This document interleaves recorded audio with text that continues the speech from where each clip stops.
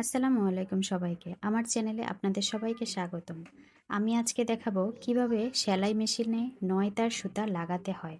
আমরা নরমালি মেশিনে ছোট রেল সুতাগুলা দিয়ে সেলাই করে থাকি। এই যে এভাবে আমরা টেনে টেনে সেলাই করি। কিন্তু যখন বড় এই ৯ তার রেল সুতাটা বসাতে চাই, তখনই মেশিন থেকে সেলাই করার সময় এটা পড়ে যায়। নর্মাল সেলাই মেশিনে এই সুতাটা বসাতে পারি না। এই যে দেখেন এই কলম থেকে কলমের শীষটা বের করে ফাঁকা কলমটা আমি এই মেশিনের সাথে সেট করে নিব।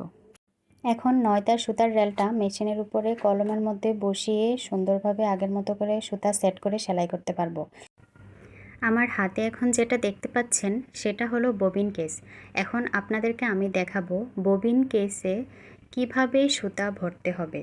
তো প্রথমে আমরা যেই ৯ তার সুতাটা মেশিনের সাথে সেট করে নিয়েছি, সেই সুতার এক পাশের অংশ আমরা ববিন কেসের মধ্যে সুতাটা কিছুক্ষণ পেঁচিয়ে নিব, সুতাটা যেন না খুলে আসে। আপনারা ভিডিওটা না টেনে একটু মনোযোগ দিয়ে দেখুন আমি কোন প্রসেসে সুতাটা ভরেছি।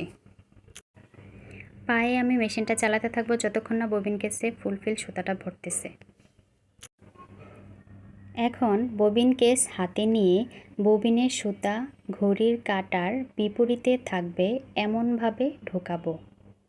তারপর এই ববিন কেসটা স্লট দিয়ে এনে স্লটের নিচে দেখেন আমি কিভাবে স্লটের নিচে মেশিনটাতে সেট করতেছি, আপনারা একটু আমার ভিডিওতে দেখে নেবেন।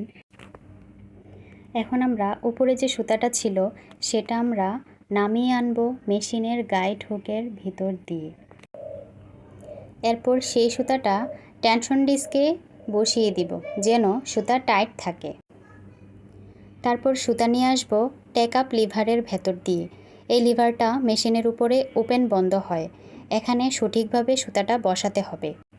সব শেষে সুতা নামিয়ে এনে সূচে প্রবেশ করিয়ে দিব সামনে থেকে পেছনের দিকে। এরপর নিচের সুতাটা আমরা পায়ে মেশিন চাপিয়ে উপরে উঠিয়ে দেব। তো বন্ধুরা, এভাবেই সেলাই মেশিনে সুতা লাগানো আর ববিন কেসে সুতা সেট করার কাজ শেষ হলো। আমার ভিডিওটি যদি আপনার ভালো লেগে থাকে তাহলে লাইক, কমেন্ট অ্যান্ড শেয়ার দেবেন। আসসালামু আলাইকুম।